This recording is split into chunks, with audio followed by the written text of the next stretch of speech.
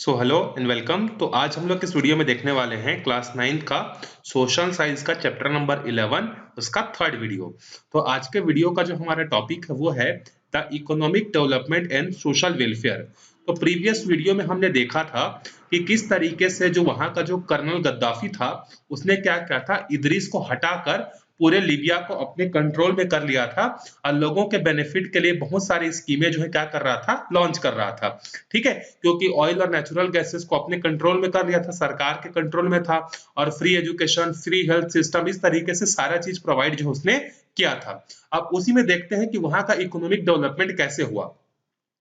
The rapid changes occurring in Libya because of urbanization, liberalization of the economy and growing job opportunities in the government sector led to the gradual demise of tribal life। अब देखो, जब Gaddafi जो है वहां का मतलब ruler बनता है तो उसने बहुत सारी स्कीमें लॉन्च की, बहुत सारे नए नए घर बनाए गए, नए नए शहर बनाए गए, ट्रेड जो है एक लीबिया से बाहर के देशों के साथ ट्रेड करने का परमिशन दिया गया और बहुत सारे लोगों ने सरकारी जॉब को क्या क्या ज्वाइन किया, जिसके कारण से लोगों के पास जो है इनकम जो है बढ़ते गया।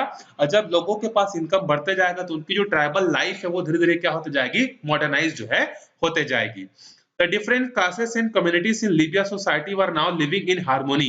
और लीबिया में रहने वाले जितने भी, चाहे अमीर हो चाहे गरीब हो चाहे किसी भी रिलीजियस को मानने वाले लोग हों, वो सब बहुत अच्छे से एक दूसरे के साथ जो है मिलकर जो है हार्मोनी के साथ जो है रहने लगे। ठीक है, most people were employed in the government service। The growing middle class was showing keen interest in business and the industry, but opportunities were limited। वहां पे लीबिया में बहुत सारे लोग ऐसे थे जो कि सरकारी नौकरी में थे और कुछ ही लोग ऐसे थे जो कि क्या करना चाहते थे, बिजनेस करना चाहते थे, इंडस्ट्रीज ओपन करना चाहते थे, लेकिन वो लोग बहुत ही कम अमाउंट में थे। ठीक है, अब देखो यहां पर क्वेश्चन पूछा है कि what steps did colonel Gaddafi take for Libya's प्रोग्रेस। लीबिया के प्रोग्रेस में कर्नल गद्दाफी का किस तरीके से कंट्रीब्यूशन रहा। तो उसने जब इदरीस को हटाया तो वहां पर क्या किया, उसने बहुत सारे free education, free primary health sector, इस तरीके से जॉब अपॉर्चुनिटीज प्रोवाइड की, जिसके कारण से जो है क्या हुआ, लीबिया में जो है ग्रोथ जो है देखने को मिला। सेकेंड क्वेश्चन है, what impact did the various initiative launched by the Colonel Gaddafi have on people of Libya। Colonel Gaddafi ने जो भी स्टेप्स लिए उसका फायदा क्या हुआ, वहां के लोग जो है अब मॉडर्नाइज होने लगे, ट्राइबल लाइफ को छोड़कर नए नए तरीकों से मॉडर्न लाइफ जीने लगे, लोग गवर्नमेंट जॉब करने लगे, बिजनेस करने लगे। ये सब फायदा जो है कर्नल गद्दाफी के स्टेप्स का जो है हुआ था। अब अगला क्वेश्चन है, do you think Gaddafi ruled Libya democratically, discuss in class. क्या अभी तक आपने पढ़ा, उसको पढ़ने के हिसाब से आपको लगता है क्या कि कर्नल गद्दाफी जो था उसने क्या कहा था, डेमोक्रेटिक तरीके से लीबिया पर कंट्रोल किया था। तो आंसर है नहीं, क्योंकि इसने क्या क्या, देखो डेमोक्रेटिक सिस्टम में क्या होता है, एक पर्टिकुलर टाइम पीरियड में आपके पास एक अपॉर्चुनिटी होनी चाहिए ताकि आप रूलर को क्या कर सको, चेंज कर सको। लेकिन जब से कर्नल गद्दाफी जो है उसने क्या किया था, इदरीस को हटाया था, तब से वही जो है रूलर बना हुआ था और लोगों को जो है कोई भी ऑर्गेनाइजेशन बनाने का, सरकार के खिलाफ कुछ बोलने का, वो बेसिक फैसिलिटीज डेफिनेटली प्रोवाइड कर रहा था, एजुकेशन, हेल्थ सब प्रोवाइड कर रहा था, लेकिन सरकार के खिलाफ कोई भी बोलने वाला नहीं था, सबको मरवा देता था। तो ये डेमोक्रेसी जो है नहीं था। अब आगे देखते हैं, military dictatorship and the struggle for democracy. अब जब किसी एक आदमी के पास बहुत लंबे समय से किसी एक कंट्री का रूल हो जाता है तो वो डिक्टेटर हो जाता है। डिक्टेटर मतलब तानाशाह, तानाशाह मतलब जो वो बोलेगा वही होगा, उसके अलावा कुछ और नहीं होगा, उसको बोलते हैं डिक्टेटरशिप बोलते हैं। ठीक है, अब देखो डिक्टेटरशिप कैसे वहां पर फैला। The Gaddafi government had no faith in democratic institution. It established a parallel administrative body called the Revolutionary Command Council. The military ruler did not tolerate any kind of opposition to the government। अब देखो, हमने पहले भी पढ़ा था कि Gaddafi भले ही लोगों के लिए अच्छा काम कर रहा था, लेकिन उसको डेमोक्रेटिक चीजों पे कोई भरोसा नहीं था। वो ये चाहता था कि उसके जो लोग हैं वो क्या करें, पूरा रूल करें, और उसके लिए उसने एक ऑर्गेनाइजेशन भी बनाया था जिसका नाम था रिवोल्यूशनरी कमांड काउंसिल करके, और उसमें उसके भरोसे के लोग ही थे जो उसकी बात को हमेशा मानते थे। और ये जो ग्रुप जो था आरसीसी ग्रुप, ये क्या करता था कि अगर गद्दाफी के खिलाफ कोई भी कुछ बोलता था कि आप गलत कर रहे हो, गद्दाफी आपको हट जाना चाहिए, ऐसा कुछ भी बोलता था तो उसको सीधा का सीधा क्या करते थे, मार देते थे। The imprisoned and even killed anyone who raised the voice, protest and used the crudest method to the suppress the silence all opposition। और वो क्या करता था, अपने अगेंस्ट में अगर कोई भी आवाज उठाता था तो उसको क्या करता था, या तो मरवा देता था या तो जेल में डलवा देता था, या बहुत कड़ी से कड़ी सजा देकर अपने सारे ऑपोजिशन को खत्म कर देता था। The citizen were not allowed to form any kind of organization। वहां के लोगों को किसी तरीके से ग्रुप बनाने का कोई अधिकार नहीं। जैसे आज की डेट में इंडिया में कोई भी आदमी खड़ा होकर अपना ग्रुप बना सकता है। जैसे मान लो आप 18 साल के हुए, आप वोटिंग करने के लायक हो गए, तो आप अपना एक अलग पॉलिटिकल पार्टी बना के चुनाव लड़ सकते हो। लेकिन लीबिया में ऐसा नहीं था। वहां ना तो कोई इलेक्शन होता था, ना कोई ऑर्गेनाइजेशन थी, सिर्फ और सिर्फ गद्दाफी का कंट्रोल वहां पर जो है बढ़ते जा रहा था। In 2010, a businessman was killed in Tunisia, Libya's neighbour. अब देखो लीबिया जैसे हमारे बहुत सारे नेबर हैं, इंडिया का पाकिस्तान नेबर है, चाइना है, बांग्लादेश है, श्रीलंका है, अफगानिस्तान, इस तरीके से हमारे नेबरिंग कंट्रीज बहुत सारे हैं। तो उसी तरीके से लीबिया का जो एक नेबरिंग कंट्री है उसका नाम है ट्यूनिसिया। और ट्यूनिसिया में क्या हुआ, 2010 में एक बिजनेसमैन को वहां के लोगों ने जो है मार दिया।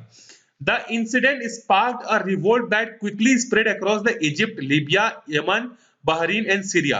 अब जब उस आदमी को मारा गया, बिजनेसमैन को, बिना रीजन का, तो वहां पर जो है एक इंसिडेंट की तरह वहां पर लोगों में जो है गुस्सा तो पहले से ही भरा हुआ था सब देशों में अपने अपने रूलर के अगेंस्ट में। तो ये जो बहाना मिल गया लोगों को अपने गुस्से को बाहर निकालने का, और ये जो रिवोल्ट है इजिप्ट में हो गया, लीबिया में हो गया, यमन में हो गया, बहरीन हो गया, सीरिया, ये सब जगहों पर अपने अपने रूलर के अगेंस्ट में जो है इन्होंने रिवोल्ट करना स्टार्ट कर दिया।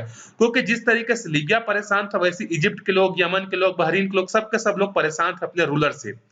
The internet and the mobile technology played a big role in its spread, since government found it difficult to control these social communication media channels that were used extensively to channelize the protest movement. This revolutionary movement came to be popularly known as the Arab Spring। अब देखो, अब उस समय जो है क्या था, 2010 में लोगों के पास मोबाइल फोन आ गया था।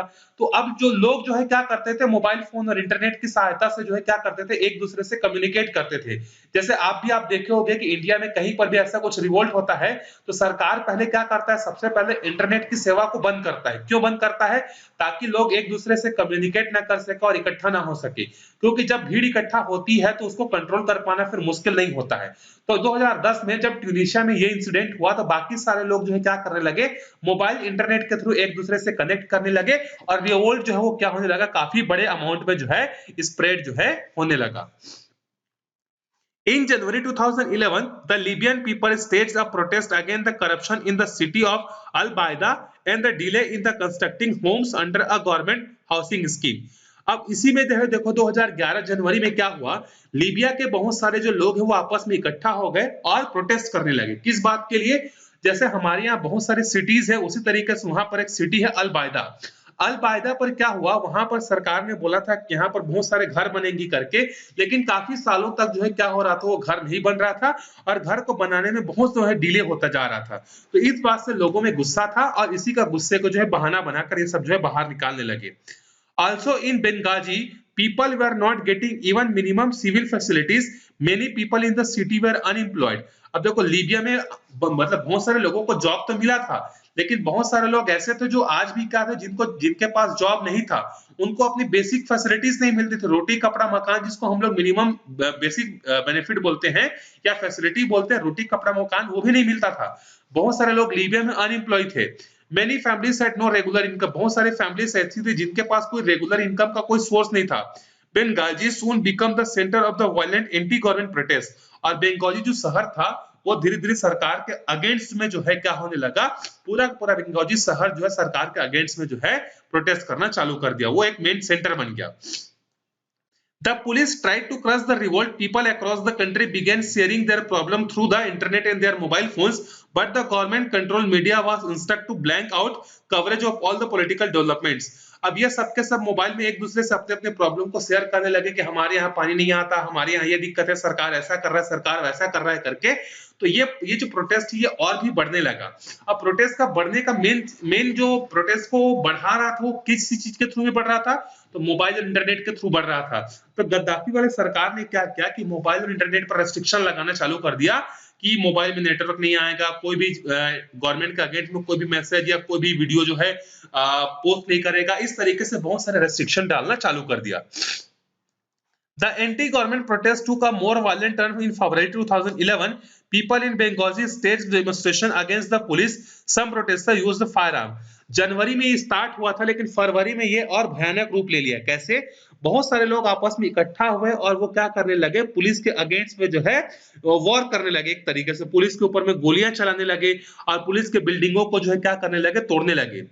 They were mostly ordinary citizens, but they included soldier who had deserted army to join the protest. अब देखो, ये जो घर को तोड़ रहे थे, सरकारी संपत्तियों को नुकसान पहुंचा रहे थे, इसमें बहुत सारे आम आदमी तो थे ही, साथ ही साथ बहुत सारे लोग ऐसे थे जो कि आर्मी में थे और आर्मी को छोड़कर जो है आए थे, क्योंकि उन लोग भी परेशान थे। देखो, आर्मी का एक आदमी लीडर जो है पूरे देश को चला रहा है, लेकिन आर्मी के लोग खुद ही परेशान थे, तो उन लोग भी आकर इन प्रोटेस्ट में जो है उनका साथ जो है दे रहे थे। Many people's organization opposing the Gaddafi government began to unite and coordinate the effort. ये सब का सब मिलकर गद्दाफी के अगेंस्ट में जो है क्या कर रहे थे, वॉर जो है कर रहे थे। Protests broke out in many cities across the country. The protesters attacked the government buildings and took control the radio station. अब ये देखते देखते जो है क्या होने लगा कि ये जो रिवॉल्ट है पूरे देश में बढ़ने लगा, और जो आम आदमी जो था उन्होंने क्या क्या पुलिस स्टेशन को, रेडियो स्टेशन को, सब जगह को जो है तोड़ने लगा और अपने कंट्रोल में लेने लगे। The police and army resorted to firing in many places to quell the revolt. However, the wave of protest continued to spread in intensity. अब सरकार ने इनको रोकने के लिए बहुत सारे आर्मी वाले लगाए, पुलिस वाले लगाए, गोलियां चलाई, लेकिन फिर भी ये प्रोटेस्ट जो है नहीं रुका इनका। The rebels pressed their demand to establish a democratic government in Libya. आखिर ये लोग इतने काफी ज्यादा अमाउंट में प्रोटेस्ट क्यों कर रहे थे? इसका रीजन है, ये सब चाहते थे कि कर्नल गद्दाफी हट जाए और यहाँ पर एक डेमोक्रेटिक सिस्टम एस्टैब्लिश हो जाए। ऑब्वियस सी बात है, मान लो आपके गांव में एक आदमी है जो कि अच्छा काम कर रहा है आपके लिए, लेकिन वही आदमी जो 30 साल, 35 साल, 40 साल से एक ही आदमी आपके गांव का सरपंच बना हुआ है, तो आपको खराब लगेगा कि नहीं? कोई नया आदमी को मौका मिलना चाहिए, नया आदमी का विजन होना चाहिए, हर 3 साल 4 साल में आपको मौका मिलना चाहिए कि आप सरपंच को बदल सको। तो जिस तरीके से आप परेशान हो जाओगे गांव में रहकर, उसी तरीके से उस देश के लोग भी परेशान हो गए थे गद्दाफी से। Gaddafi declared a state of war. He used his air force and army to suppress the revolt. The country was soon in the grip of the civil war. अब गद्दाफी क्या करना चाहता था, ये सारे रिवोल्ट को control करना चाहता था। तो जब पुलिस और आर्मी से कंट्रोल नहीं हो पाया, तो अब इसने क्या किया, अपने एयर फोर्स को यूज करने लगा। मतलब हेलीकॉप्टर से, हवाई जहाज के थ्रू गोली बरसाने लगा, पानी बरसाने लगा, ताकि रिवोल्ट को क्या किया जा सके, कंट्रोल किया जा सके। Some powerful democratic nations in the world were keen to end Gaddafi's dictatorship in Libya. They began extending support the rebels organization, providing them with the weapons and money. अब देखो, गद्दाफी के against में Libya के लोग तो लड़ ही रहे थे, लेकिन बाहर के बहुत सारे ऐसे, अमेरिका हो गया, इंग्लैंड हो गया, जो डेमोक्रेटिक कंट्रीज हैं, वो भी चाहते थे कि गद्दाफी जो है क्या करे, अपना जो रूलर है वो छोड़ दे और लीबिया में एक डेमोक्रेटिक सिस्टम एस्टैब्लिश हो जाए। वो भी जो है ये चाहते थे। और जो रिबिलियंस थे, जो गद्दाफी के अगेंस्ट में रिवोल्ट कर रहे थे, उनको वेपन भी प्रोवाइड किया अमेरिका ने, ब्रिटेन ने, फ्रांस ने, जर्मनी ने, क्योंकि वो भी चाहते थे कि लीबिया में क्या एस्टैब्लिश हो जाए, डेमोक्रेसी जो है एस्टैब्लिश हो जाए करके। The United Nations also declared its support for the rebels, declaring a no-fly zone over Libya. अब यूनाइटेड नेशन जो सारे देशों का एक ग्रुप है, उसने क्या किया, लीबिया को नो फ्लाई जोन डिक्लेयर कर दिया। नो फ्लाई जोन का मतलब ये होता है कि वहां पर कोई भी जो है हवाई जहाज नहीं उड़ पाएगा। क्यों ऐसा किया गया? क्योंकि गद्दाफी के कहने पर उसका जो एयरफोर्स जो था, वो हवाई जहाज, हेलीकॉप्टर के थ्रू जो है क्या कर रहा था, लोगों को मार रहा था। तो इसीलिए यूनाइटेड नेशन ने बोला कि लीबिया के ऊपर में कोई भी जहाज नहीं उड़ेगा। ठीक है, लेकिन फिर भी गद्दाफी जो है नहीं मानता है और वो लोगों को मार ही रहा था। The NATO force of the United States of America, Britain, France together used their airplanes to attack the government position. अब जब नहीं माना गद्दाफी, तो यूनाइटेड नेशन में जो है अमेरिका हो गया, फ्रांस हो गया, ब्रिटेन हो गया, ये सारे लोगों का एक ग्रुप बना हुआ है आर्मी के लोगों का, जिसको बोलते हैं नाटो ग्रुप। आप पढ़ोगे इसके बारे में, north Atlantic treaty organisation, NATO का फुल फॉर्म। तो नाटो में बहुत सारे देशों के आर्मी ग्रुप है, 27 देशों के आर्मी के जो ग्रुप है वो लगभग जुड़े हुए हैं। तो जब गद्दाफी नहीं मान रहा था, ये 27 देशों के जो आर्मी फोर्स हैं, इन्होंने अपने एयरफोर्स को भेजा और गद्दाफी को मतलब उसके एयरफोर्स को जो है क्या करने लगा, तोड़ने लगा। The rebellion was eventually successful. Colonel Gaddafi was arrested as he prepared to flee. He was executed. अब देखो जब नेटो के फोर्सेस ने एंट्री किया लीबिया में तो इससे कौन डर गया? गद्दाफी डर गया और गद्दाफी भागने लगा, लेकिन उसको पकड़ लिया गया और पकड़ने के बाद उसको जो है क्या कर दिया गया? मार दिया गया। ठीक है, तो इस तरीके से गद्दाफी क्या हो गया? लीबिया में जो है उसका शासन जो है खत्म हो गया। चलो आगे देखते हैं, लीबिया बिकम डेमोक्रेटिक। अब जिस तरीके से हमने देखा कि गद्दाफी को मार दिया गया, उसके बाद वहां पर डेमोक्रेसी कैसे एस्टैब्लिश हुई उसके बारे में देखते हैं। Libya held its first democratic election in November 2012. Many political parties put up their candidates to contest the election. Around 200 people's representatives were elected. अब देखो नवंबर 2012 में फाइनली जो है लीबिया में क्या हुआ? पहली बार जो है वहां पर चुनाव हुआ, इलेक्शन हुआ, और उस इलेक्शन में बहुत सारे पॉलिटिकल पार्टीज ने अपने कैंडिडेट्स को उतारे। जैसे इंडिया में इलेक्शन होता है तो आप देखे होंगे कि भाजपा वाले अपने कैंडिडेट्स को उतारते हैं, कांग्रेस वाले अपने अपने को उतारते हैं, समाजवादी पार्टी वाले अपने को उतारते हैं। तो इस तरीके से अपने अपने कैंडिडेट्स जो है इलेक्शन में उतारे और 200 लोगों को जो है चुना गया और वो जाकर रिप्रेजेंटेटिव की तरह काम करने लगे। A new government was formed. It declared an interim constitution which laid the ground of establishing democracy on a permanent basis in Libya. The eyes of the world are now on the country. They are keen to see whatever democracy succeeded in Libya or not. Will the Libyan people be able to strengthen the concept of the democracy in their country? अब जैसे ही वहां पर election हुआ तो पूरी दुनिया की निगाहें वहां पर लग गई कि लीबिया किस तरीके से आगे बढ़ेगा, वहां पर डेमोक्रेसी को लोग आगे कितना मजबूत कर पाएंगे, ये सब देखने वाली बात है। ठीक है, तो इस वीडियो में यहीं तक देखेंगे। अगले वीडियो में फिर हम लोग म्यांमार के बारे में जो है पढ़ना जो है स्टार्ट करेंगे। मिलते हैं अगले वीडियो में, तब तक के लिए बाय बाय।